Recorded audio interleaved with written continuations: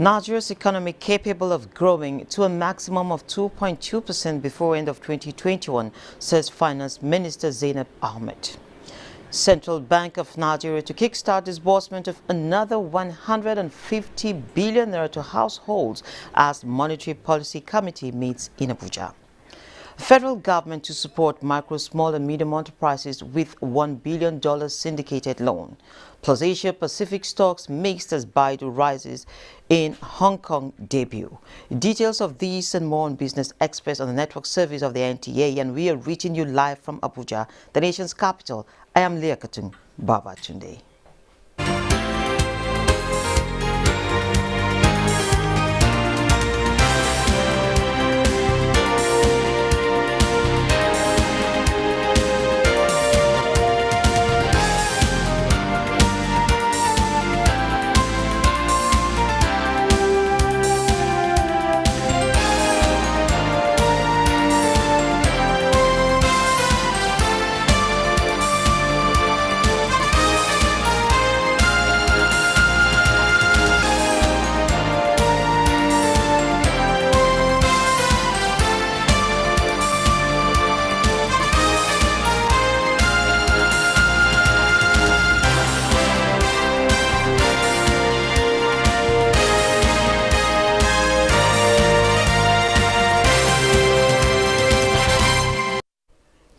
The Minister of Finance, Budget and National Planning, Zainab Ahmed, has expressed optimism that following the nation's exit from recession, the economy is capable of growing to a maximum of 2.2% and minimum of 1.9% before the end of this year.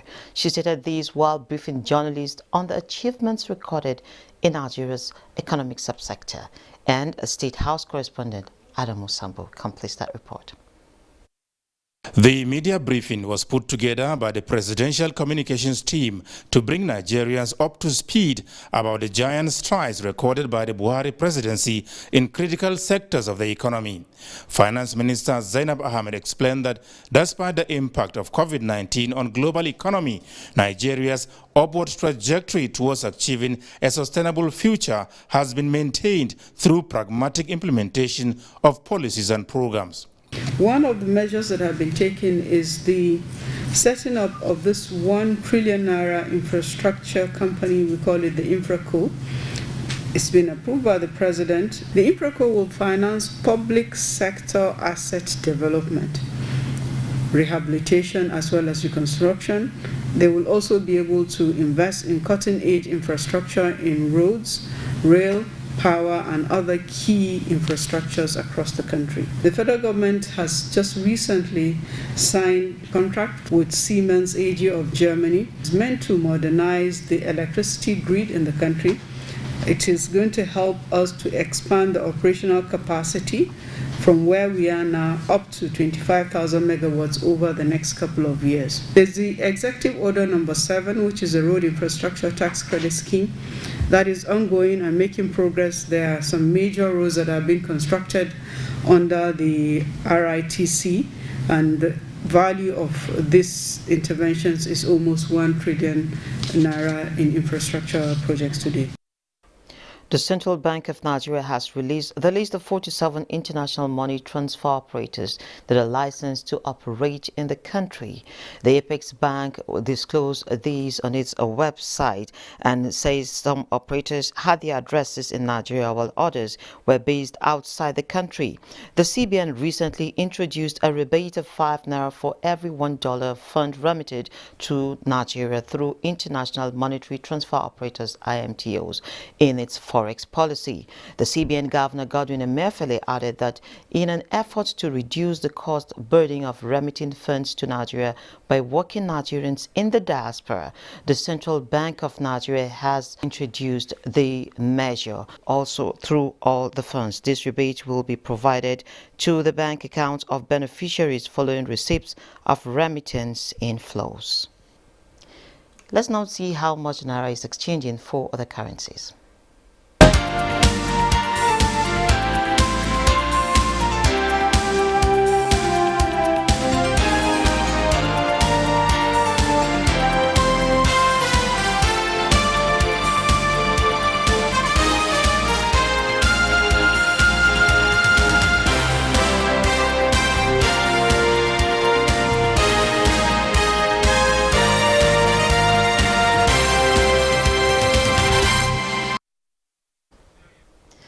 All right, the second meeting of the Monetary Policy Committee for the year 2021 is underway in Abuja and will be concluded in few hours. Key monetary decisions will be taken to guide the economy in the coming months. And will the MPC shift grounds? What are the domestic and global issues before the committee? Well, joining me to discuss some possible issues that may come up at the meeting is Global Project Management and Business Development Expert. And of course, he is the Chief Executive Officer, Royal Eagle Project Management and Financial Services Corporation, USA, Isaac Young. You're welcome to Business Express. Thank you for having me here. And of course, we're starting with the diaspora. you know. But then Nigeria is having an inflation rate of 17.33%. How is this going to be affecting the decisions today before we get to the diaspora issues? Well, I think it's a critical point to really pay attention to. If you will recall, in January it was 16.4. And it increased to 17.33, which is very, very high. And I think it's going to play a very important role because of the climate that we find ourselves today is a really, really unique situation. The pandemic itself has shifted the economic discussion about the economics of the world. So I think inflation of 17.4 is a little bit high. 17.33 is a little bit high, and I think it's going to play a very significant role in the decision that they will make today. So how do you also see the exchange rate affecting these? We're seeing some form of incentives for the Nigerians in the diaspora like you, who will be sending money to us and will be making about 5 naira for each dollar. Well, I will commend the CBN governor because it's a brilliant move. If you look at the rate of exchange, that is the remittance, really dropped between January and September last year. It was really, really down. And I think the only way to be able to boost the exchange rate is to be able to bring the incentive to allow people to be able to remit money into the Nigerian economy. Factors, you discover that the direct foreign investment into Nigeria today has really dropped. So to be able to attract foreign investment into Nigeria, we must boost the remittance from the diaspora, because it plays in 2019, the remittance was about 23.8 billion, which is a significant amount. But if you look at last year, it dropped drastically. So I think this incentive will definitely play a very important role. Okay. We're also seeing the CBN injecting another 150 billion, making it a complete 300 billion as a stimulus package. Of course, households will be able to access these funds affected by the pandemic. Is the central bank doing too much? I think they are doing too little, because when you look at the economy in Nigeria today, we have an unemployment rate of about 33.3%, very, very high. So in order to be able to stimulate the economy, the central bank needs to inject a lot of money into the economy itself. When you look at the SME, the small business, if you look at the first phase of the amount that was injected into the economy, what is the impact on the SMEs? Because the SMEs have to grow job. And when we have 33.3, that means that we must inject a lot of money into the SME. Phase one, I've not been able to read the report, what is the success story, but I think it was a good move of the CBN. But I think in the phase two, I will expect that there's a different strategy whereby the SME needs to be targeted. And it's not only on the loan aspect, 9 points. We should also divide those schemes into two. We should have what we call grants that we give them, and that grant will be tied to how many jobs you can create, just like in the US. And we have the loan also that we can give them in order for them to grow their business. So I think if the central bank, the CBN should go that route in phase 2, we should be able to see the economy coming back. So how does it work in the US, the grants? Well, in the US, we have what we call PPP. Okay, the PPP is targeted towards job creation, whereby a certain amount is given to businesses for them to be able to create jobs. Okay, and if you can meet your targets, you can use 60% of the amount that has been given to you as a loan to create job, then that amount will be forgiven, that loan will be forgiven to you. And we have the other one they call EIDI, which is Economic Emergency Loan Program. That program is given just like the 9%. It goes, you have to repay that one. But the PPP, you don't need to repay that money because it's a grant. So what do you see as the external factors that would sort of shape the outcome of this meeting today? Well, the external factors that will shift the meeting today is the assurance from the central bank that they will enforce the remittance pilot program. That is, the pilot program comes from March 8 to May 8. So after the May 8, what next? So those will play a very important role. If we do not have our foreign reserve, we are in trouble.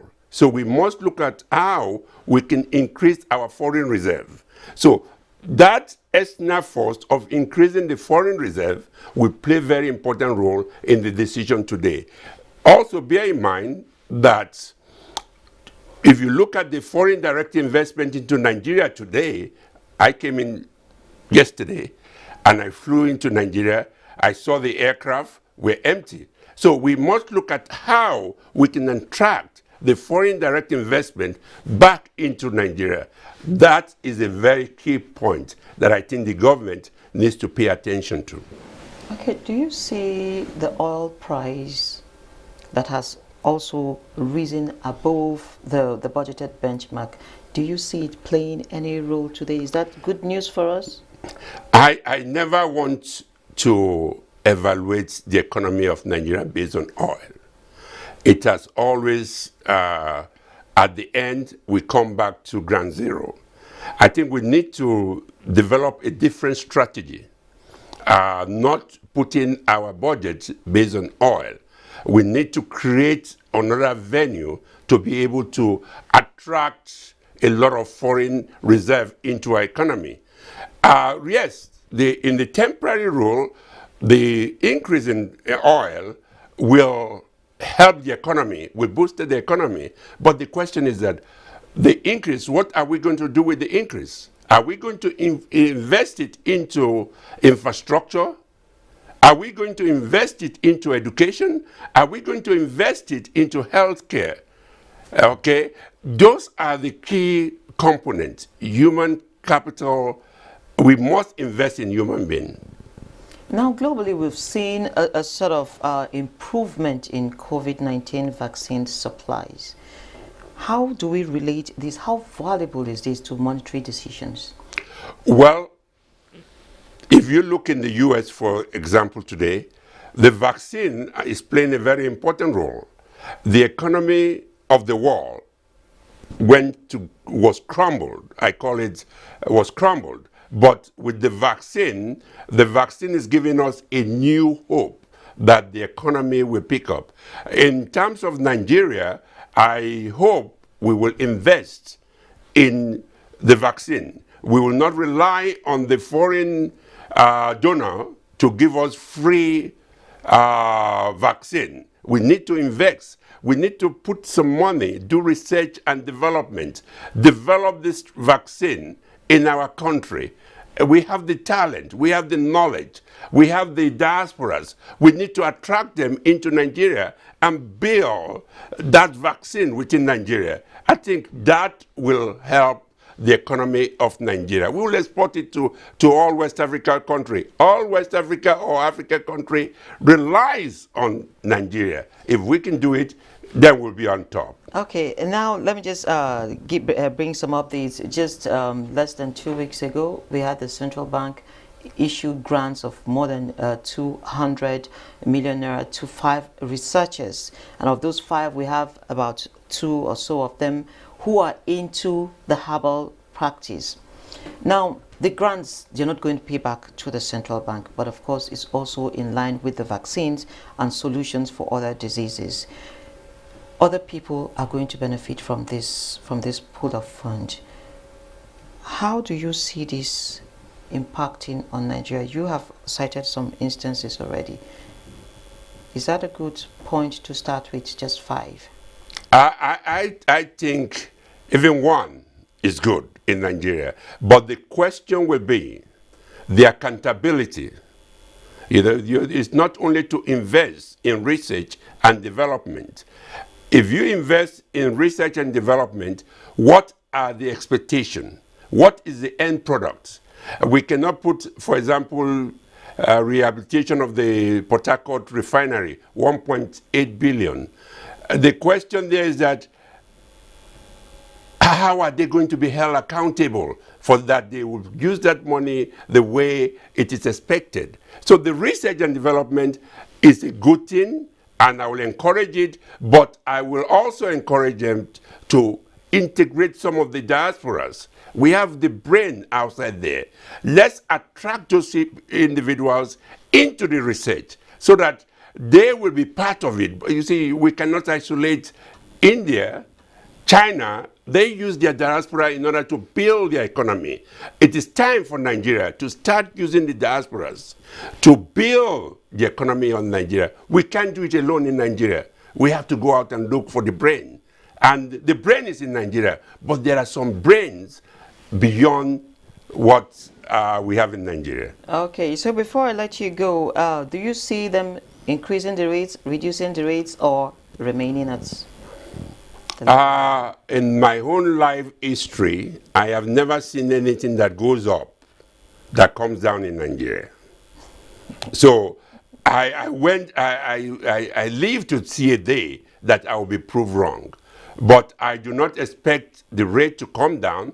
I expect them to stabilize the rate at what we are today. I know with the increase in oil prices, that's an artificial movement. But the reality is that we need to stabilize and have a stabilized monetary policy so that people can invest and can predict their investment. So I will not expect that the rate will fluctuate up and down. I will want the CBN to see how they can stabilize the rate so that people can predict, can invest in Nigeria. Thank you very much. I've been speaking with Mr. E. Young Isaac, and of course you are a NIDO board of directors. Yeah, right? I'm the current NIDO USA BOD chairman. Thank you so much for having me. It's always a pleasure to be with Business Express, and I always enjoy myself whenever I come in here. Thank you. Thank you so much. Yeah, thank you. Yeah.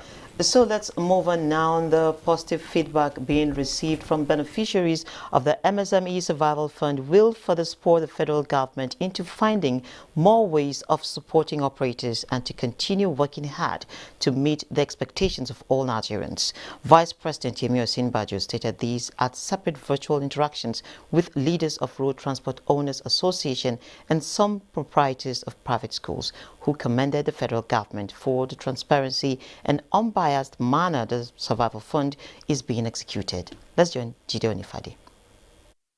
Yes, I received a lot, sir. How much?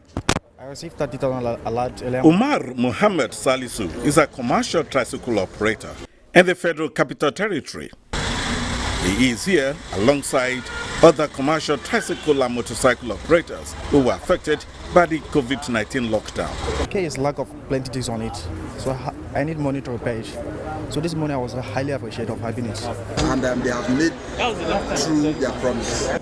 The people from Oyo, Ondo, Ogun, Osun, Ekiti, they have started receiving the alert. In one tire or two tires, some of them are their engines is shorting engine oil. They use the advantage of that time, 30,000 naira, to go and repair their tricycles. At this virtual interaction between Vice President Yemi Osinbajo and leaders of various road transport owners associations, the MSME Survival Fund Committee, under the leadership of Minister of State for Industry, Trade and Investment, Mariam Katagum, is being commended for its transparency in the process of the disbursement of the fund earmarked for the program. We are very, very grateful for the survival funds received by our members throughout the nation. You may see this 30,000 naira as a small money, but it has gone a long way in giving relief to our members. Questions and suggestions on issues concerning security and the economy are taken on board, and Vice President Osinbajo assures that the federal government is addressing all the issues. So I'm glad to hear that substantial percentages of people have received the funds. Those who have not, you can be assured that once your people have been enumerated, they will receive their funds. One of the steps that, of course, we've taken is that of taking away duty on commercial trucks and vehicles, and certainly we're going to be taking a good look again at this issue of being able to fund commercial operators. The success of Now, barbershops and hair salons were not exempted from the devastating effect of the COVID-19 pandemic. Neka Oko interacted with a barber to get a hang on how they've been holding up and adjusting to the times even as the world continues on the path of recovery. Surviving COVID-19 series is brought to you in partnership with the Central Bank of Nigeria. For millions of Nigerians, taking a monthly or weekly trip to the barber shop for a cut or shave is a necessity. It's also a place where conversation flows freely as people get to connect with one another.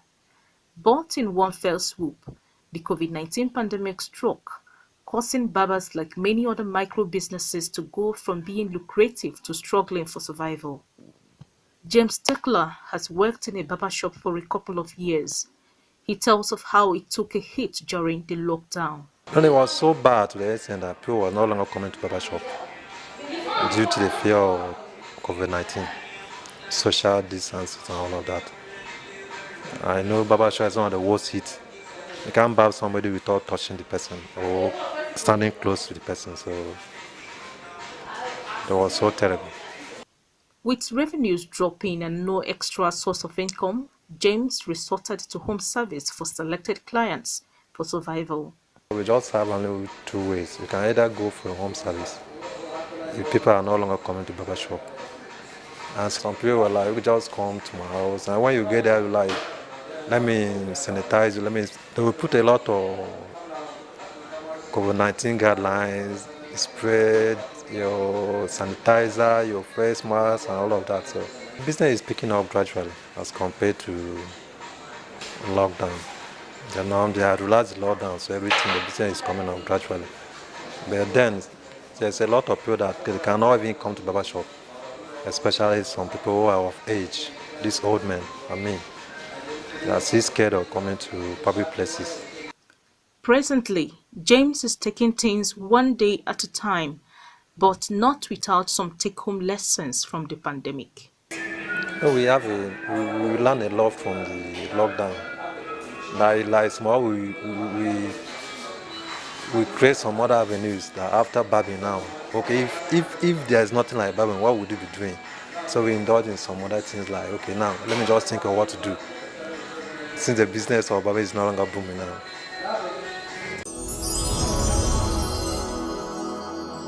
Surviving COVID-19 series is brought to you in partnership with the Central Bank of Nigeria. Stocks in Nigeria began the week in the green with the NSE All Share Index advancing by 0.89%. And away from home shares in Asia Pacific were mixed in Tuesday trade, with Chinese giant Baidu making its debut in Hong Kong. Boss Day Abel reports. It's a bleeding start for global stocks as most markets opened negative. Shares in Asia Pacific mostly slipped in Tuesday trade, with Chinese search giant Baidu making its debut in Hong Kong. In Japan, the Nikkei edged fractionally lower. The Shanghai Composite shed 1.11%. The Hong Kong's Hang Seng Index also fell 1.56%. European stocks are expected to open lower Tuesday as concerns over a third wave of COVID infections in the region rattle investor sentiment. London's FTSE is seen opening 30 points higher at 6,726.1. Germany's DAX down 35 points at 4,657, while France's CAC 40 was unchanged. U.S. stock index futures were slightly lower in early morning trading Tuesday after all three major averages posted gains during regular trading hours Monday. Futures contrast ties to the Dow Jones Industrial Average shed 79 points. S&P 500 futures and Nasdaq 100 futures both traded in slightly negative territory, while Africa stocks were mixed with Nairobi's All Share, Ghana's GSE Composite, and Tunisia's Tunidex posting gains. Boss Day Able, Business Express. And this is where we end the show this morning. Remember, you can keep in touch with us, so we'll be expecting your comments, observations, and suggestions. You can also catch up with all previous episodes. They are available on YouTube on the NTA's channel. Business Express returns tomorrow, 3 p.m. My name is Leah Katung. Baba Tunde.